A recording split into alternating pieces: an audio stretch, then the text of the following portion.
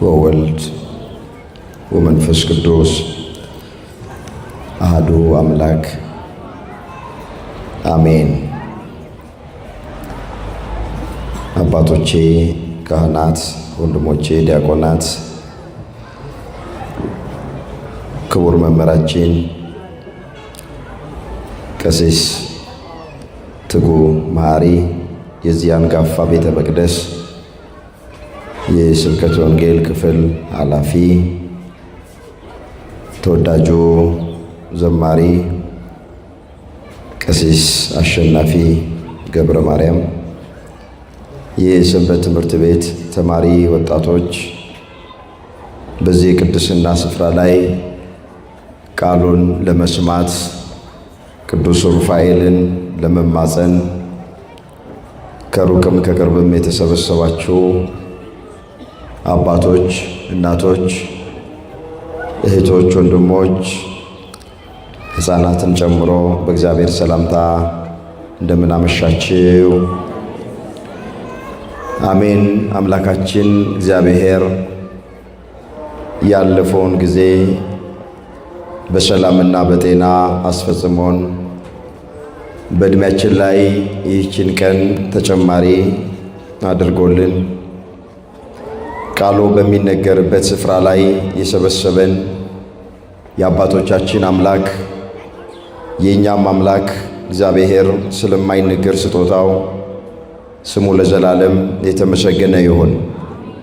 የእናታችን የእመቤታችን የቅድስት ድንግል ማርያም አማላጅነት አይለየን። በዛሬው ቀን በቤተ ክርስቲያናችን መታሰቢያው ከሚደረግለት ከመላኩ ከቅዱስ ሩፋኤል ረድኤትና በረከት ሁላችንንም በቸርነቱ ያሳትፈን። የምስጢር ባለቤት ቸሩ አምላካችን እግዚአብሔር የተሰወረውን የወንጌል ምስጢር ለሁላችን ገልጦ የሚረባንንና የሚጠቅመንን ነገር እንዲያስተምረን የእሱ ቅዱስ ፍቃዶ ይሆንልን። ለዛሬ እግዚአብሔር በሰጠን ጊዜና ሰዓት የምንማማርበት የትምህርታችን ርዕስ የሚሆነው በተስፋ ደስ ይበላችሁ የሚል ይሆናል። ይህንን በርዕስነት ያነሳነውን ኃይለ ቃል በመጽሐፍ ቅዱሳችን ላይ ተመዝግቦ የምናገኘው በሮሜ ምዕራፍ 12 ቁጥር 12 ላይ ነው። እንደዚህ ይላል። ከቁጥር 9 ተነስቶ አየዋለሁ። ፍቅራችሁ ያለ ግብዝነት ይሁን፣ ክፉውን ነገር ተጸየፉት፣ ከበጎ ነገር ጋር ተባበሩ፣ በወንድማማች መዋደድ እርስ በርሳችሁ ተዋደዱ፣ እርስ በርሳችሁም ተከባበሩ። ለሥራ ከመትጋት አትለግሙ፣ በመንፈስ የምትቃጠሉ ሁኑ፣ ለጌታ ተገዙ፣ በጸሎት ጽኑ፣ በመከራ ታገሱ፣ በተስፋ ደስ ይበላችሁ፣ ቅዱሳንን በሚያስፈልጋቸው እርዱ፣ እንግዶችን መቀበል ትጉ ይላል። ስለ ቃሉ የቃሉ ባለቤት የሰራዊት ጌታ አምላካችን እግዚአብሔር ስሙ ለዘላለም የተመሰገነ ይሁን። እስኪ አንድ ጊዜ ይህ ድምፅ የሚሰማችሁ ሁላችሁም በርዕስነት ያነሳነውን ኃይለ ቃል በህብረት ለመናገር ሁላችንም ራሳችንን እናዘጋጅ። በተስፋ በሉ እስኪ ደስ ይበላችሁ። እግዚአብሔር በዚህ ርዕስ ሁላችንን እንዲያስተምረን የእሱ ቅዱስ ፍቃዶ ይሆንልን። ወገኖቼ በፊት በኋላ በሩቅ በቅርብ በውስጥ በውጪ ያለን ሁላችንም ድምፁን ለመስማት ባለንበት ስፍራ ላይ በእርጋታ ነው። የእግዚአብሔርን ቃል ማዳመጥ በራሱ ትልቅ በረከት፣ ትልቅ ዋጋ አለ። እንደሰማን ላንለወጥ እንችላለን። እንደሰማን እንደ ቃሉ ላንኖር እንችላለን። ነገር ግን ዛሬ የሰማነው ቃል ነገ ሕይወታችንን ሊቀይረው ይችላል። ቃሉን መስማት በራሱ ብፁዕ ያደርጋል። መጽሐፍ ቅዱስ እንደሚናገር ያነጻል፣ ይቀድሳል፣ ይፈውሳል። ጌታችን ኢየሱስ ክርስቶስ በአንድ ስፍራ ላይ ለደቀ መዛሙርቱ እንዲህ ብሏቸዋል። ዛሬ እናንተ የምታዩትን ብዙ ነቢያትና ጻድቃን ሊያዩ ወደዱ፣ ነገር ግን አላዩም። ዛሬ እናንተ በጆሮቻችሁ የምትሰሙትን ብዙ ነቢያትና ጻድቃን ሊሰሙ ወደዱ፣ ነገር ግን አልሰሙ። የእናንተ ያዩ ዓይኖቻችሁ ደግሞ የሰሙ ጆሮቻችሁ ብፁዓን ናቸው ብሏቸዋል። ስለዚህ መጽሐፍ ቅዱስ እንደሚነግረን የእግዚአብሔርን ቃል መስማት ብፁዕ ያሰኛል፣ ያነጻል፣ ይቀድሳል፣ ያሳርፋል፣ ያጽናናል። ስለዚህ በዚህ ርዕስ በዚህ ዘመን መማር የሚገባን፣ ማድመጥ የሚገባን፣ መስማት የሚገባን እግዚአብሔር ያዘጋጀልንን ትምህርት እንደ እግዚአብሔር መልካም ፈቃድ እንማማራለን። የአባቶቻችን አምላክ እግዚአብሔር የቃሉን ደጅ ለሁላችንም ከፍቶ እንዲያስተምረን የእሱ ቅዱስ ፍቃዶ ይሆነልን። በተስፋ ደስ ይበላቸው ርዕሳችን ይሄ። በዚህ ርዕስ ውስጥ አንድ አራት ነገሮችን በዋናነት ባጭሩ እንመለከታለን። በመጀመሪያ ተስፋ ማለት ምን ማለት ነው የሚለውን እናየዋል። በሁለተኛ ደረጃ ተስፋን የሰጠን ማን ነው የሚለውን እንመለከታለን። በሦስተኛ ደረጃ እግዚአብሔርን ተስፋ በማድረግ ክርስቲያኖች ምን ያገኛሉ የሚለውን እንመለከታለን። የእሱ ቅዱስ ፍቃዶ ይሆነልን። ተስፋ ማለት ምን ማለት ነው ከሚለው እስኪ እንነሳ። ወገኖቼ ተስፋ በድቅድቅ ጨለማ ውስጥ የሚታይ ብርሃን ማለት፣ ተስፋ ወደፊት መልካም ይሆናል ብሎ በትዕግስት መጠባበቅ ማለት፣ ተስፋ ወደፊት የሚመጣው ከባለፈው የተሻለ ነው ብሎ ማመን ነው። በቃ የመጽሐፍ ቅዱሱን መዝገበ ቃላት ስናይ ተስፋ የሚለውን እንዲህ አድርጎ ነው የሚፈታው። ወደፊት መልካም ይሆናል ብሎ በትዕግስት መጠባበቅ፣ ከባለፈው ይልቅ ወደፊት የሚመጣው የነገው ለኛ ለክርስቲያኖች የተሻለ ነው ብሎ ማለት፣ ይሄ ተስፋ ተብሎ ተተርጉሟል። ወገኖቼ ተስፋ የዛሬ አይደለም፣ ተስፋ የነገ ነው። ተስፋ ያገኘነው ነገር አይደለም፣ ገና ወደፊት የምናገኘው ነው። ሰው በዓይኑ የሚያየውን ተስፋ ሊያደርግ አይችልም። ሰው እጁ ላይ የገባውን ነገር ተስፋ ሊያደርግ አይችልም። የሚታይ ነገር ተስፋ መሆን አይችልም። ለዚህ ጥሩ ማስረጃችን ቅዱስ ጳውሎስ የተናገረውን ቃል አነሳለሁ። ሮሜ ምዕራፍ 8 ቁጥር 24 ላይ በተስፋ ድነናል አለ። ነገር ግን ተስፋ የሚደረግበቱ ነገር ቢታይ ተስፋ አይደለም።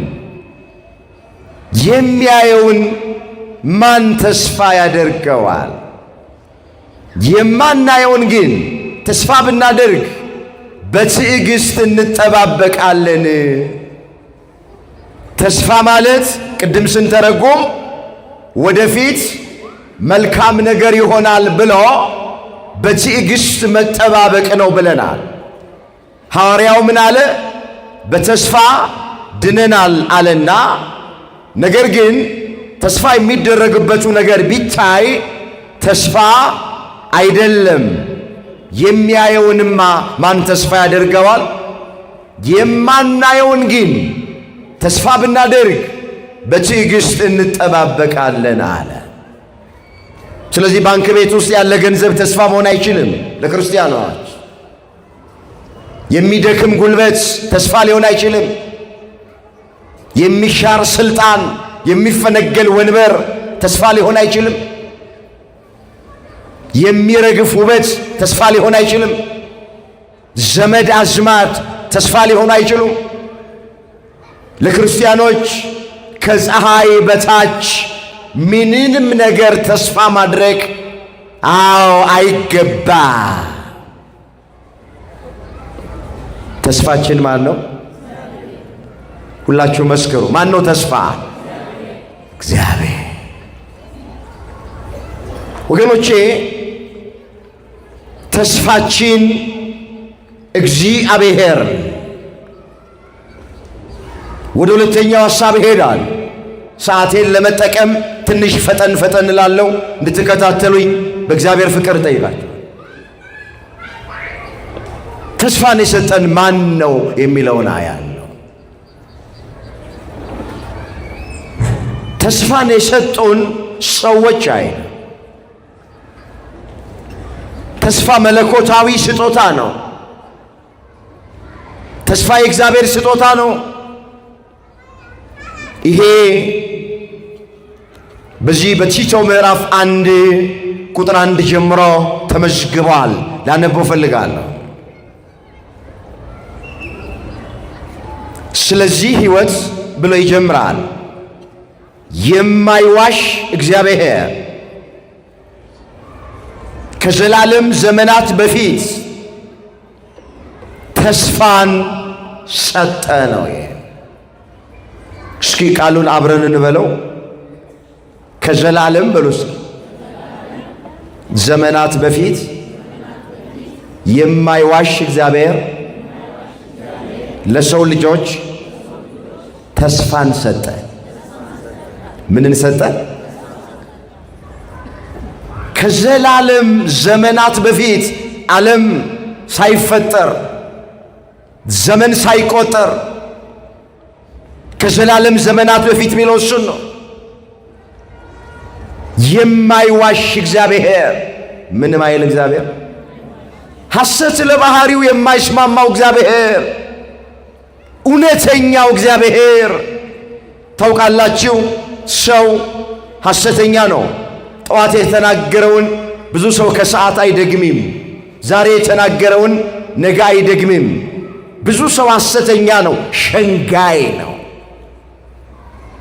እግዚአብሔር ግን ለባህሪው ሐሰት አይስማማውም። ሁልጊዜ እግዚአብሔር ሲናገር እውነት ይናገራል። መጽሐፍ ምን ይላል? ሐሰትን ይናገር ዘንድ እግዚአብሔር ሰው አይደለም፣ ይጸጸትም ዘንድ የሰው ልጅ አይደለም ተብሎ ተጽፏል። ኦሪት ዘኍልቍ ምዕራፍ 23 ቁጥር 19 ላይ የተመዘገበ ቃል። አስተውሉት ቃሉን። ሐሰትን ይናገር ዘንድ እግዚአብሔር ሰው አይደለም። ምን ማለት ነው? ስለዚህ ሐሰተኛ የሰው ልጅ ነው ማለት ነው። ሐሰተኞች እኔና እናንተ ነን ማለት ነው። ይጸጸትም ዘንድ እግዚአብሔር ሰው አይደለም አለ። ለእግዚአብሔር ባህሪ ጸጸት አይስማማውም። እሱ እውነተኛ ነው። ሰው ያው የምናውቀው ነው። ምንም ያልገደለውን የሰው ልጅ 10 ገደለ ብሎ ይመሰክራል በሐሰት። 10 የገደለውን ደግሞ ምንም አልገደልም ብሎ ይመሰክራል። ሰው ሸንጋይ ነው። ሰው ሐሰተኛ ነው። እግዚአብሔር ግን ለባህሪው ሐሰት አይስማማው። ይሄንን ያመጣው ቅዱስ ጳውሎስ ከዘላለም ዘመናት በፊት የማይዋሽ እግዚአብሔር። ምን ማይል እግዚአብሔር? ማይዋሽ እግዚአብሔር፣ እውነት የባህሪው የሆነ እግዚአብሔር ለሰው ልጆች ተስፋን ሰጠ። ምንን ሰጠ? ተስፋን ሰጠ። ለመጀመሪያው ሰው ለአባታችን ለአዳም ተስፋን ሰጠው። አዳም ከገነት እንደወጣ አትቀርም፣ ከ5 ቀን ተኩል በኋላ ከልጅ ልጅ ተወልጄ ምን እልሃለሁ። ይሄ ነው ተስፋው። ማይዋሸው እግዚአብሔር ከዘላለም ዘመናት በፊት ለሰው ልጆች የሰጠው ተስፋ ይሄ ነው። እንደሰጠው ተስፋ እንደገባለት ቃል የዘመኑ ፍጻሜ በደረሰ ጊዜ ከሴት ተወልዶ ከድንግል ማርያም ተወልዶ በመስቀል ተሰቅሎ ሥጋውን ቆርሶ ደሙን አፍስሶ ወደ ወጣበት ገነት አዳምን መልሶታል። የሰጠውን ተስፋ ፈጽሞለታል። እግዚአብሔር ለባህሪው ሐሰት አይስማማም። ስለዚህ ተስፋ የእግዚአብሔር ስጦታ ነው። ወገኖቼ ከስጦታ ሁሉ በላይ ትልቁ ስጦታ ተስፋ ነው። እግዚአብሔር ገንዘብ ከሚሰጠን ተስፋ ቢሰጠን ይሻላል። እግዚአብሔር ብርና ወርቅ ከሚሰጠን ተስፋውን ቢሰጠን ይሻላል። ለምን? ሰው ቆሞ መሄደው በሁለት እግሩ ሳይሆን ሰው ቆሞ መሄደው በተስፋ ነው። በምንድን ነው? ለዚህ ምስክሮቹ እኛ ነን። አሁን በዚህ ዘመን እግዚአብሔር ተስፋ ባይሰጠን ነገ መልካም ይሆናል፣ ነገ የተሻለ ይሆናል ብለን እግዚአብሔርን ተስፋ ባናደርግ እንዴት እንኖር ነበረ? ዓይናችን እንደሚያየው፣ ጆሮአችን እንደሚሰማው፣ በዓለም ላይ እንደሚሆነው፣ በሀገሪቱ ላይ እንደሚሆነው፣ በቤተ ክርስቲያኒቱ ላይ እንደሚሆነው፣ በግል ሕይወታችን እንደሚሆነው ወገኖቼ ተስፋ ባናደርግ እግዚአብሔርን ይሄ ነገር ይቀየራል ብለን እግዚአብሔርን ባንጠብቅ ኖሮ እንዴት መኖር እንችል ነበር? ስለዚህ ቆመን እየሄድን ያለነው ሁላችንም ይሄ ድምፅ የሚሰማን በሁለት እግራችን ሳይሆን በተስፋ ነው እየሄድን ያለነው። ሰው ሳይንስ እንደሚናገር ያለ ምግብ 2 እና 3 ሳምንት መቆየት ይችላል። ሰው ውሃ ሳይጠጣ ለቀናት መቆየት ይችላል። አየር ሳይተነፍስ ለሰከንዶች መቆየት ይችላል። ያለ ምግብ ይኖራል የተወሰነ ጊዜ፣ ያለ ውሃም ለተወሰነ ቀን ይኖራል። አየር ሳንተነፍስ እንኳን ለሰከንዶች መቆየት እንችላለን። ያለ ተስፋ ግን መኖር አንችል። አንዳንዶች ወንድሞችና እህቶቻችን ወደው መሰላችሁ ራሳቸውን በገመድ እያንጠለጠሉ የሚገድሉት በሕይወታቸው እኮ ተስፋ ሲቆርጡ። ከአረብ ሀገር ያሉ እህቶቻችን ራሳቸውን ከፎቅ እየወረወሩ የሚያጠፉት ወደው መሰላችሁ በሕይወታቸው እኮ ተስፋ ሲቆርጡ ነው። የኔ ነገር አለቀ፣ የኔ ነገር አበቃ፣ ከሞቱት በላይ በሕይወት ካሉት የበታች ነኝ፣ ከዚህ በኋላ ሰው ሆናለሁ፣ ቆሜ ሄዳለሁ፣ ሥራ መስራት እችላለሁ፣ ትዳር መሰርታለሁ፣ ልጅ ወልዳለሁ፣ እንዴት መኖር እችላለሁ ብለው ተስፋ ሲቆርጡ ሰይጣን መጥቶ በጆሮአቸው ሹክ ይላቸዋል። ራስህን ብታጠፋ ትገላገላለህ፣ ራስሽን ብታጠፊ ትገላገያለሽ፣ ታርፊዋለሽ ይላታል። ያኔ መታገስ አቅቷቸው ራሳቸውን በገመድ አንጠልጥለው ይገላሉ፣ ወይም የአይጥ መርዝ ጠጥተው ይገላሉ፣ ወይም ከፎቅ ላይ ራሳቸውን ይወረውራሉ። ተስፋ የቆረጠ ሰው የሚያደርገውን አያውቅ። ለዚህ ነው አባቶቻችን ተስፋ የቆረጠ ሰውና ገደል አፋፍ ላይ የቆመ አይነ ስውር አንድ ነው ይላል። ያ ገደል አፋፍ ላይ የቆመ አይነ ስውር የሚመራው ሰው ከሌለ እጣ ፈንታው ጽዋ ተርታው ገደል ውስጥ ገብቶ መሰበር ነው። በሕይወቱም ተስፋ የቆረጠ ሰው ራሱን ሊያጠፋ ይችላል። ወደ ተለያየ ሱስ ውስጥ ሊገባ ይችላል። ወገኖቼ የሚያደርገውን ነገር አያውቅም። ተስፋ የቆረጠ ባል ሚስቱን ይፈታል። ተስፋ የቆረጠች ሚስት በትዳሯ ባሏን ትፈታለች። በቃ ሰው ተስፋ ሲቆርጥ የሚያደርገውን ነገር አያውቅም። እግዚአብሔር ከተስፋ መቁረጥ ሁላችንን ያውጣል። አሜን ብሉ እንጂ። ስለዚህ ተስፋን የሰጠን ማን ነው? ተስፋችንስ ማን ነው? እሱ ነው። ተስፋን የሰጠንም እሱ ነው። ተስፋችንም እሱ። ዳዊት ምንድን ነው ያለው? አሁንስ ተስፋዬ ማን ነው? እግዚአብሔር አይደለምን? እዛ መዝሙር 38 ቁጥር 7 ላይ የተመዘገበ እግዚአብሔር ቃል። እስኪ አሁንስ በሉ ተስፋዬ ማን ነው? እግዚአብሔር አይደለምን? ንጉሡ ዳዊት፣ በብዙ ሰራዊት የሚታጀበው ዳዊት የብር ችግር የለበትም፣ የወርቅ ችግር የለበትም። በአማረ ቤት ውስጥ ነው የሚኖረው። የላመ የጣመ ነው የሚበላው። ዕለት ዕለት ተመችቶት ነው የሚኖረው። በሥጋው የጎደለበት ነገር የለም። ነገር ግን ምን አለ? አሁንስ ተስፋዬ ማን ነው አለ። ስልጣኔ አይደለምን አላለም። ብሬ አይደለምን አላለም። ወርቄ አይደለምን አላለም። ሰራዊት አይደለምን አላለም። ዳዊት ሰራዊቱን ተስፋ አላደረገም። ስልጣኑን ተስፋ አላደረገም። ብርና ወርቁን ተስፋ አላደረገም። ሁሉ ነገር እያለው አሁንስ ተስፋዬ ማን ነው አለና እግዚአብሔር አይደለምን። እናንተ ዳዊትን የሚያክል ታላቅ ሰው ተስፋዬ እግዚአብሔር ነው ካለ እኔና እናንተ ምስኪኖቹ ከእግዚአብሔር በቀር ምን ተስፋ አለን? እኛ ጎስቋሎቹ ከእግዚአብሔር ሌላ ምን መሄጃ አለን? ምን መታመኛ አለን? ምን ተስፋ አለን? እግዚአብሔር ልጆች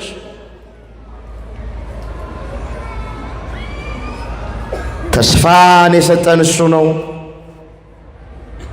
ተስፋ ራሱ እግዚአብሔር ነው። እሱን ተስፋ አድርገን ሚናጣው የሚጎልብን አንዳች ነገር የለም። ወደ ሶስተኛው ሐሳብ ይሄዳል። እግዚአብሔርን ተስፋ በማድረግ ምን እናገኛለን? ወገኖቼ አባቶቻችን በብሉይ ኪዳንም በአዲስ ኪዳንም ያሉት እግዚአብሔርን ተስፋ አድርገው ብዙ ነገር አግኝተዋል። የጎደለባቸው ነገር ተሞልቶላቸዋል። የተቆረጠባቸው ነገር ተቀጥሎላቸዋል። የራቀባቸው ነገር ቀርቦላቸዋል። እንቆቅልሻቸው ተፈቶላቸዋል። ታሪካቸው ተቀይሮላቸዋል። ነገራቸው ተገልብጦላቸዋል። እንባቸው ከዓይናቸው ላይ ታብሶላቸዋል። መካኖች ወልደዋል። ጤና ያጡ ጤና አግኝተዋል። በረከት ያጡ በረከትን አግኝተዋል። ሰላም አጥተው የነበሩት ሰላም አግኝተዋል። እግዚአብሔርን ተስፋ በማድረግ የሚጎልብን ነገር የለም። ምናጣው ነገር የለም። የሚጠቅመን ከሆነ ሁሉን ይሰጠናል፣ እሱን ተስፋ ካደረግነው። ዳዊት እንዲህ አለ፣ አንተን ተስፋ የሚያደርጉ አያፍሩም፣ በከንቱ የሚገበዙ ግን ያፍራሉ። መዝሙር 24 ቁጥር 3 ላይ የተመዘገበ እግዚአብሔር ቃል። ይህን ቃል አብራችሁኝ እንድትሉ እጠይቃችኋለሁ። አንተን በሉ እስኪ ተስፋ የሚያደርጉ አያፍሩም። በከንቱ የሚገበዙ ግን ያፍራሉ። ምን ይላሉ? የእግዚአብሔር ልጆች ቃሉን አስተውሉት ባካችሁ። አንተን ተስፋ የሚያደርጉ አያፍሩም። እግዚአብሔርን ተስፋ አድርጎ ማን ነው ያፈረው? አብርሃም ነው? ይስሐቅ ነው? ያዕቆብ ነው? አዲስ ኪዳን ያሉት እነ ቅዱስ ጴጥሮስ፣ እነ ቅዱስ ጳውሎስ፣ እነ ቅዱስ ዮሐንስ፣ እነ ቅዱስ ያዕቆብ ማን ነው ለመሆኑ እግዚአብሔርን ተስፋ አድርጎ ተጠባብቆ ያፈረ ማን ነው? የጎደለበት ማን? ያጣ ማን ነው? የተጣለ ማን ነው? አንተን ተስፋ የሚያደርጉ አያፍሩም። በሥጋቸው አያፍሩም፣ በነፍሳቸው አያፍሩም። በከንቱ የሚገበዙ ግን ያፍራሉ። እባካችሁ በከንቱ እየተገበዝን አንፈር። እግዚአብሔርን ተስፋ እናድርግ፣ በእግዚአብሔር እንታመን። ሰው ተስፋ ያደረግንበት ዘመን ይብቃ። ባለጊዜዎች፣ ባለስልጣኖች፣ ባለገንዘቦች፣ ባለእውቀቶች ተስፋ ያደረግንበት ዘመን ይብቃ። በከንቱ መገበዝ ይሄ እኮ ነው፣ ሌላ አይደለም። ሰው ቢያምኑት ይከዳል፣ ተስፋ ቢያደርጉት ያሳፍራል። ቢደገፉት ሰው ሸምበቆ ነው፣ ይሰበራል። ተስፋ ቢያደርጉት የማያሳፍር ቢያምኑት የማይከዳ መድኃኔ ዓለም ኢየሱስ ክርስቶስ አመስግኖት። ክብር ምስጋና ለስሙ ይሆን። ዳዊት እንዲህ ብሎ ተናገረ። ላነበው ፈልጋለሁ ይህን ቃል። የዳዊት መዝሙር 117 ቁጥር 8 በሰው ከመታመን ይልቅ በእግዚአብሔር መታመን ይሻላል። ይሻላል አይሻል? አቤት! በሰው ከመታመን ይልቅ በእግዚአብሔር መታመን ይሻላል። እሱ ቢያምኑት አይከዳማ። በገዢዎች ተስፋ ከማድረግ ይልቅ በእግዚአብሔር ተስፋ ማድረግ ይሻላል አለ። በገዢዎች፣ በባለስልጣኖች፣ በባለጊዜዎች፣ በባለወንበሮች ተስፋ ከማድረግ ይልቅ በእግዚአብሔር ተስፋ ማድረግ ይሻላል። ለምን? ዳዊት እግዚአብሔርን ተስፋ አድርጎ ያገኘው ነገር ስላለ፣ የቀመሰው ነገር ስላለ፣ ስለተደረገለት ነው የሚመሰክረው። ስለዚህ እግዚአብሔርን ተስፋ በማድረግ ስንቱን ልተርክ፣ ሁሉን ከእግዚአብሔር መቀበል እንችላለን። ብቻ ከኔና ከናንተ የሚጠበቀው ዝም ብሎ እሱን ተስፋ ማድረግ። ምንድነው ነብዩ ያለው? ሰው ዝም ብሎ የእግዚአብሔርን ማዳን ተስፋ ቢያደርግ እነሆ መልካም ነው ተብሎ ተጽፏል። እስኪ ይህንን ቃል ሁላችንም እናስተውለው። በዚህ በሰቆቃወ ኤርምያስ ምዕራፍ 3 ቁጥር 26 ጀምሮ የተመዘገበ ቃል ሰው ዝም ብሎ የእግዚአብሔርን ማዳን ተስፋ ቢያደርግ መልካም ነው። እስኪ ሰው በሉ፣ ዝም ብሎ የእግዚአብሔርን ማዳን ተስፋ ቢያደርግ መልካም ነው። የማንን ማዳን? ምን ቢያደርግ? ሰው ዝም ብሎ ሲል ሳይጸልይ ማለት አይደለም፣ ሳይጾም ማለት አይደለም፣ እግዚአብሔርን ሳያመልክ ማለት አይደለም። ዝም ብሎ ማለት የሥጋ አማራጭ ሳይወስድ፣ ተስፋ ሳይቆርጥ፣ ሌላ ሥጋዊ አማራጮች ጋር ሳይሄድ እግዚአብሔርን መጠበቅ ማለት፣ እግዚአብሔርን ተስፋ ማድረግ ማለት። ሰው ዝም ብሎ የእግዚአብሔርን ማዳን፣ የማንን ማዳን? የእግዚአብሔርን ማዳን ተስፋ ቢያደርግ መልካም ነው። እባካችሁ ይሄ ድምፅ የሚሰማን ዝም ብለን የእግዚአብሔርን ማዳን ተስፋ እናድርግ። በጊዜው ሥራ ይሠራል፣ በሰዓቱ ሥራ ይሠራል። እሱ ከሰዓት የሚሠራውን ጠዋት አይሠራውም። ነገ የሚሰራውን ዛሬ አይሰራውም። በሳምንት የሚሰራውን በዕለት አይሰራውም። በወር የሚሰራውን በሳምንት አይሰራውም። ለእግዚአብሔር የሥራ ጊዜ አለው ተብሎ ተጽፏል። እስኪ ለእግዚአብሔር በሉ፣ ለእግዚአብሔር በሉ እስኪ። የሥራ ጊዜ አለው። የምን ጊዜ አለው? የሥራ ጊዜ አለው። እዚህ የዳዊት መዝሙር 118 ቁጥር 126 ላይ የተመዘገበ ቃል ለእግዚአብሔር የሥራ ጊዜ አለው። ለሁሉም ምን አለው? ጊዜ አለው። ለሁሉም ጊዜ አለ። እንባችን የሚታበስበት፣ ታሪካችን የሚቀየርበት፣ የልባችን መሻት የሚፈጸምበት፣ የወደድነውን ነገር ከእግዚአብሔር የምንቀበልበት ጊዜ አለው። እኛ ብቻ የእግዚአብሔርን ማዳን ዝም ብለን ተስፋ እናያለን። ጸሎታችንን እየጸለይን ቅዳሴ ማርያማችንን እያደረስን ዳዊታችንን እየደገምን ቅዳሴውን እያስቀደስን ኪዳኑን እያደረስን ሰዓታት ማሌቱን እየቆምን እንዲህ ባለ ጉባኤ ቁጭ ብለን ቃሉን እየሰማን ለእግዚአብሔር ክብር እየዘመርን ዝም ብለን የእግዚአብሔርን ማዳን ተስፋ እናደርግ። ፍትሕ አጥተን ከሆነ እግዚአብሔር ፍትሕ ይሰጠናል። ጤና አጥተን ከሆነ እግዚአብሔር ጤና ይሰጠናል። እንጀራ አጥተን ከሆነ እግዚአብሔር እንጀራ ይሰጠናል። ልጅ አጥተን ከሆነ እግዚአብሔር በልጅ ይባርከናል። እኛ ብቻ ማንን ተስፋ እናድርገው? ሁሉን ይሰጠናል።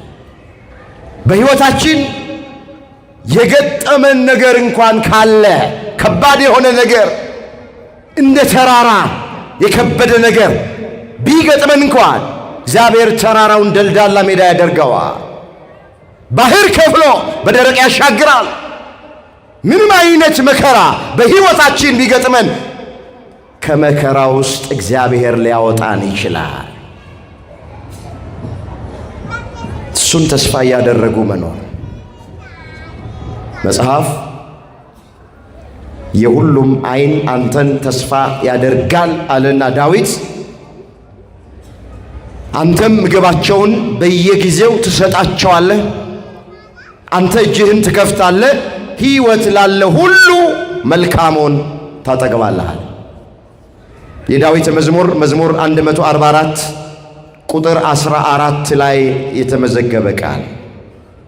እስኪ የሁሉ ዓይን አንተን ተስፋ ያደርጋል፣ አንተም ምግባቸውን በየጊዜው ትሰጣቸዋል። ስለሚሻግት እንጀራ፣ ስለ ድቃቂ ሳንቲም፣ ዛሬ ተበልቶ ነገ እዳሪ ስለሚሆን ነገር እግዚአብሔርን አትሙት። ተስፋ ካደረግነው እግዚአብሔር የምህረት እጁን ይከፍታል፣ ለሁላችን ምግብ ይሰጠናል። አሁንም ያጎደለብን የለም፣ አሁንም ያሳጣን የለም፣ አሁንም ያስቀረብን ነገር የለም። አዎ ዘመኑ ከባድ ነው፣ ጊዜው ከባድ ነው፣ ሁላችን እናውቀዋለን። ግን ምንም ይሁን እግዚአብሔር ግን ያሳጣን ያጎደለብን ነገር የለም። በበረከት እያኖረን ነው። አመስግኖት። ክብር ምስጋና ለስሙ ይሁን። የቱን ያክል ኑሮ ቢወደድ ማንም ሰው ጦሙን አላደረም። እግዚአብሔር ጓዳችንን ሞልቶታል፣ መሰዋችንን ሞልቶታል። የሚያስፈልገንን ነገር በሙሉ እግዚአብሔር አዘጋጅቶልናል። ስለዚህ የሚያኖረን ማን ነው? ማን ነው የሚያኖረው? እግዚአብሔር ነው የሚያኖረው። እሱን ተስፋ ስናደርግ ለነፍሳችንም ለስጋችንም የሚያስፈልገንን ነገር እሱ ያዘጋጀዋል። ምንም ነገር ይግጠመን፣ ከገጠመን ነገር ውስጥ ማን ያወጣናል? አቤት ስንቱን እንተረክ። በሕይወታቸው መከራ ገጥሟቸው እግዚአብሔርን ተስፋ አድርገውት ከገጠማቸው መከራ የወጡትን ስንቱን እንተረክ። በዓይነ ሕሊናችሁ ያ በአንድ ሌሊት 10 ልጆቹን ያጣው ኢዮብን እስኪያስብ 7 ወንድ ልጆቹን 3 ሴት ልጆቹን በአንድ ሌሊት ነው ያጣ። ከራስ ፀጉሩ እስከ እግር ጥፍሩ በደዌ ነው የተመታ። ከልጅነት እስከ እውቀት የሰበሰበውን ሀብት ንብረቱን ነው ያጣ። ነገር ግን ምን አለ? አላማረርም፣ አላጉረመረምም። መከራ በገጠመው ሰዓት ከእናቴ ማኅፀን ራቁቴን ወጥቻለሁ፣ ወደ መቃብርም ራቁቴን ገባለሁ። እግዚአብሔር ሰጠኝ፣ እግዚአብሔር ነሳኝ፣ የእግዚአብሔር ስም የተመሰገነ ይሆናል። እስኪ ቃሉን አብረን እንበለው። ከእናቴ ማኅፀን በሉ እስኪ። አልሰማኋችሁም? ከእናቴ ማኅፀን ራቁቴን ወጥቻለሁ፣ ወደ መቃብርም ራቁቴን እገባለሁ። እግዚአብሔር ሰጠኝ፣ እግዚአብሔር ነሳኝ፣ የእግዚአብሔር ስም የተመሰገነ ይሆን። ሚገርም ነው ወገኖቼ። መከራው ቀላል አይደለም። 10 ልጆቹን ሊያጣ መከራው ቀላል አይደለም። ከራስ ፀጉር እስከ እግር ጥፍሩ ድረስ በቁስል በደዌ ነው የተመታ። ከልጅነት እስከ እውቀት የሰበሰበውን ሀብት ንብረቱን ነው በአንድ ሌሊት ያጣው። አላማረረም ግን አላጉረመረመም። አዎ ካንደበቱ ክፉ ነገር አልወጣም። የሁላችሁ እግረ መንገድ በደንብ ስሙኝ። ኢዮብ አላዘነም ተብሎ አልተጻፈም። ኢዮብ አላማረረም ተብሎ ነው የተጻፈው። ማዘን ተፈጥሯዊ ነው፣ አታማሩ እንጂ። አዎ ማዘን ተፈጥሯዊ ነው። በሚገጥመን ነገር ልናዘን እንችላለን። ምንም መንፈሳዊ ብንሆን፣ አገልጋይ ብንሆን፣ ቆራቢ ብንሆን፣ ጾመኞች ጸሎተኞች ብንሆን ማዘን ተፈጥሯዊ ነው። ማዘን ሰውኛ ነው። ይሄ እኛ መልአክ አይደለንም፣ ፍጡር ነን፣ ሥጋ ለባሾች ነን። እናዝናለን በሚያሳዝነው ነገር። ግን አናማረርም። ኢዮብ አላማረርም። እንዴት እግዚአብሔርን እያመለኩት እሱን ተስፋ አድርጌው እሱን አምኜው እንዴት ይሄ ነገር ይገጥመኛል አላለም። ተስፈኛ ስለነበረ ተመስገን አለ። እስኪ ተመስገን በሉ። ተመስገን አለ። በጸጋ ተቀበለ። አማኝ ስለነበረ ተመስገን አለ። እግዚአብሔርን ተስፋ ያደርግ ስለነበረ ተመስገን አለ። ሀብት ንብረቴን ባጣ እግዚአብሔር መልሶ ሊሰጠኝ ይችላል ብሎ እግዚአብሔርን ተስፋ አደረገ። ልጆቼን ባጣ ልጆች መልሶ ሊሰጠኝ ይችላል ብሎ እግዚአብሔርን ተስፋ አደረገ። ጤናውን ባጣ ጤና የእግዚአብሔር የጸጋ ስጦታ ነው፣ ጤናዬን እግዚአብሔር መልሶ ሊሰጠኝ ይችላል ብሎ እግዚአብሔርን ተስፋ አደረገ። እግዚአብሔርም አላሳፈረውም። ሁላችን እንደምናውቅ እግዚአብሔርም አላሳጣው። ኢዮብ 42 ቁጥር 2 ላይ እግዚአብሔር ኢዮብን አሰበው፣ ጤናውን መለሰለት፣ ሀብት ንብረቱን መለሰለት፣ ልጆቹንም መለሰለት። ኢዮብም ለእግዚአብሔር እንደዚህ ብሎ ቅኔ ተቀኘ። ሁሉን ታደርግ ዘንድ ቻይ እንደሆንክ ሐሳብህም ከቶ ይከለከል ዘንድ እንደማይቻል አሁን አወቅኩ። መስማትንስ በጆሮዬ ሰምቼ ነበረ፣ አሁን ተደርጎልኝ ዓይኔ አየች። ታሪክ ትቀይራለህ፣ ነገር ትገለብጣለህ፣ ጤና ትመልሳለህ ሲባል በጆሮዬ ሰምቼ ነበረ አለ ኢዮብ። አሁን ግን ለኔ ተደርጎልኝ በጆሮዬ የሰማሁትን በዓይኔ አየዋል። እግዚአብሔር በጆሮአችን የሰማነውን ሁሉ በዓይናችን ያሳየን። ብዙ አባቶች፣ ብዙ መምህራን፣ ብዙ አገልጋዮች እግዚአብሔር ታሪክ ቀያሪ እንደሆነ፣ ድንቅ ነገር ማድረግ የሚቻለው አምላክ እንደሆነ ነግረውናል። በጆሮቻችን ሰምተናል። ብዙ ጊዜ ለሰው አጨብጭበናል፣ ለሰው እልል ብለናል። ያጡ አገኙ ሲባል፣ የታሰሩ ተፈቱ ሲባል፣ ያዘኑ ተጽናኑ ሲባል፣ የወደቁ ተነሱ ሲባል፣ ያለቀሱ እንባቸው ታበሰ ሲባል፣ ወገኖቼ ለብዙ ሰው አጨብጭበናል፣ እልል ብለናል። ለእኔና ለእናንተ የሚጨበጨበው መቼ ነው? ለእኔና ለእናንተ እልል የሚባለው መቼ ነው? እግዚአብሔርን በተስፋ ጠብቁት። ዓይናችን ወገኖቼ ጆሮአችን የሰማውን ከታገስን፣ እግዚአብሔርን በተስፋ ከጠበቅነው፣ በጆሮአችን የሰማነውን በዓይናችን ማን ያሳየናል? እግዚአብሔር በጆሮአችን የሰማነውን ነገር በዓይናችን ለሁላችንም ያሳየን። ለዚህ ነው ጳውሎስ ምን አለ? በመከራ ታገሱ፣ በጸሎት ጽኑ፣ በተስፋ ደግሞ ምን ይበላችሁ? ደስ ይበላችሁ። ደስታ ያለው ተስፋ ውስጥ ነው። አሁን ፈገግ የምንለው ከፊታችን ፈገግታ የማይለየን ምንም እኮ ስላገኘን አይደለም። ብዙ የጎደለብን ነገር በሕይወታችን ውስጥ እኮ ይኖራል።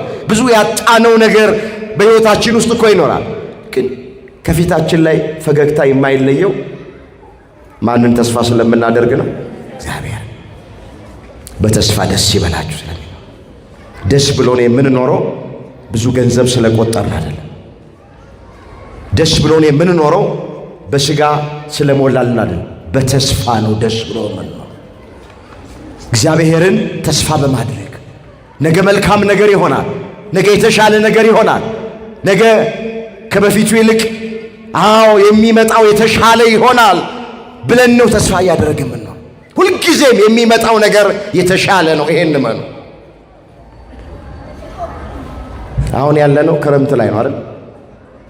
ክረምት ሲያልፍ በጋ ነው የሚመጣው። ጨለማው ሲያልፍ ብርሃን ነው የሚመጣው። ማጣቱ ያልፍና ማግኘት ይመጣል። ህመሙ ያልፍና ጤና ነው የሚመጣው። ሐዘንም አልፎ ደስታ ነው የሚመጣው። የሚመጣው የተሻለ ነው። ክረምት አልፎ ክረምት አይመጣም። ክረምት አልፎ በጋ ነው የሚመጣው። ጨለማው አልፎ ጨለማ አይመጣም። ጨለማው ሲያልፍ ብርሃን ነው የሚመጣው። ሊነጋ ሲል ግን ይጨልማል። እንደ ጨለመ ግን አይቀርም፣ ይነጋል። እግዚአብሔር ልጆች አንገታችንን እንደ ደፋን አንቀርም። ቀና ብለን የምንሄድበት ጊዜ ይመጣል። እግዚአብሔርን ተስፋ አድርጎት እንዳለቀስን አንቀርም። እንባችን የሚታበስበት ዘመን ይመጣል። እግዚአብሔርን ተስፋ አድርጎት ታመን አልጋ እንደያዝን አንቀርም።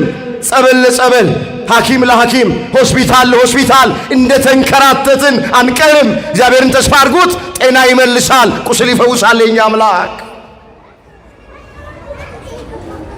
ምንም የጎደለ ነገር ይኖር እሱን ተስፋ አድርጎ መኖር።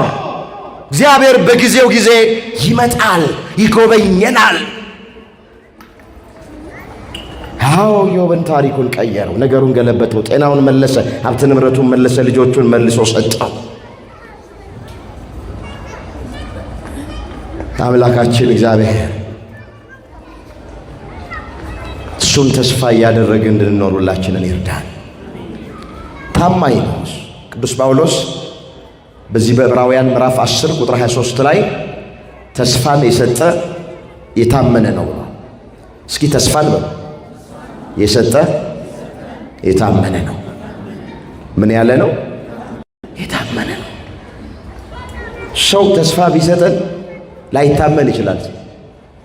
ስንት ወንድሞቻችንና እህቶቻችን ተስፋ ሰጥተውን ነበር። አይዞ እንደዚህ አደርግልሃለሁ ብለው ተስፋ ሰጥተው፣ አይዞሽ እንደዚህ አደርግልሻለሁ ብለው እህቶቻችን ባልንጀሮቻችን ተስፋ ሰጥተው ነበር።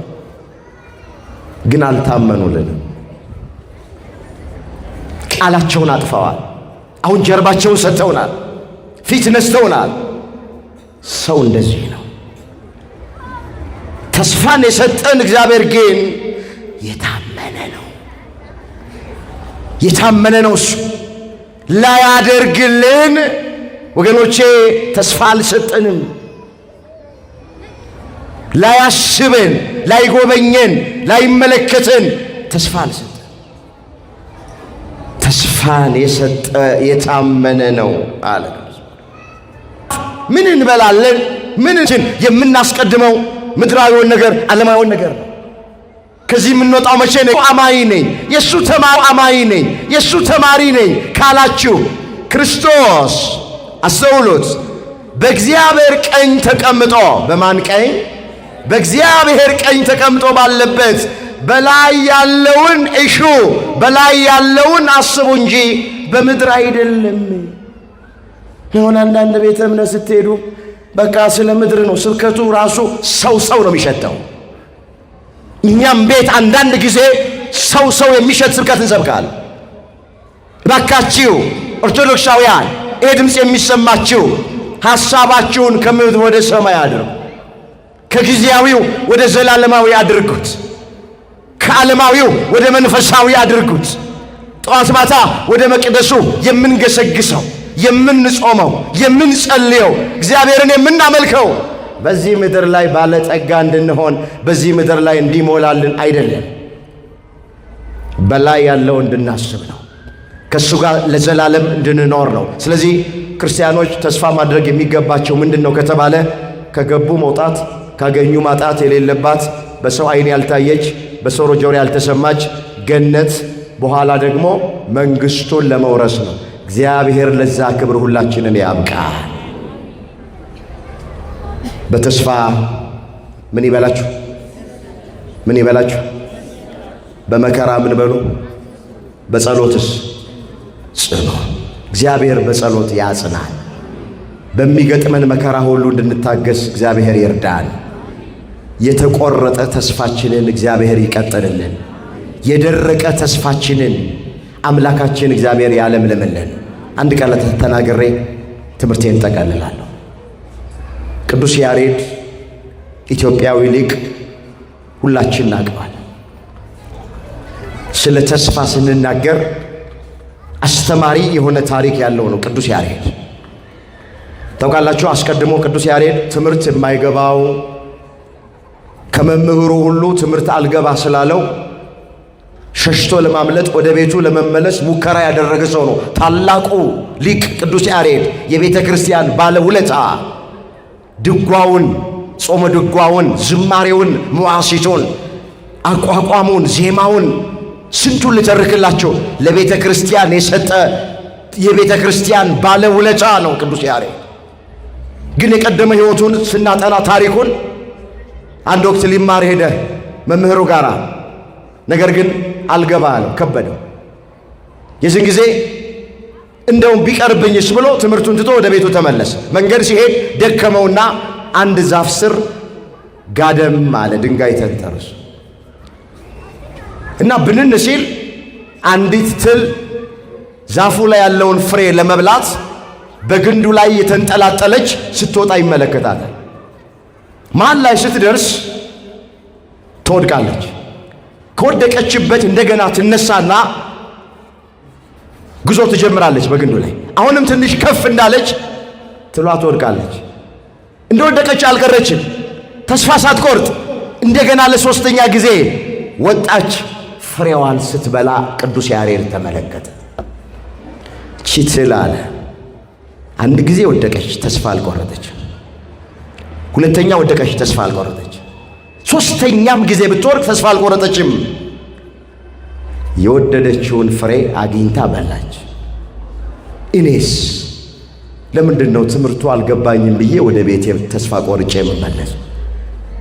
ወደ መምህሬ ሄዳለሁ፣ ወደ አባቴ ሄዳለሁ፣ እግዚአብሔር ይገልጥልኛል ብሎ እግዚአብሔርን ተስፋ አድርጎ እንደገና ወደ መምህሩ ሄደ። ከዛ በኋላ እግዚአብሔር ምስጢሩን ሁሉ ገለጠለት። የድጓውን ምስጢር፣ ያቋቋሙን ምስጢር፣ የዜማውን ምስጢር ስንቱን ልተርክላችሁ። ዛሬ ቤተ ክርስቲያናችን የምትገለገልበትን ሁሉ ነገር ለቅዱስ ያሬድ ገለጠለት። ተስፋ ቆርጦ ተመልሶ ቢሆን ኖሮስ ቅዱስ ያሬድ ይህን ሁሉ ነገር አያገኝም ነበረ። ስለዚህ አባቶቼ፣ እናቶቼ፣ ወንድሞቼ፣ እህቶቼ ይህ ድምፅ የሚሰማችሁ በምንም አይነት ሕይወት ውስጥ ሆኖ ተስፋ አትቆረጡ። በተስፋ ደስ ይበላችሁ። ያስተማረን፣ የመከረን፣ የገሰጸን የአባቶቻችን አምላክ እግዚአብሔር ስሙ የተመሰገነ ይሁን። ድንግል ማርያም ጣዕሟን ባንደበታችን ፍቅሯን በልባችን ትሳልብን። ቅዱስ ሩፋኤል ሁላችንን ስንወጣ ስንገባ ይጠብቀን። የሁላችንን መጨረሻ እግዚአብሔር ያሳምረን።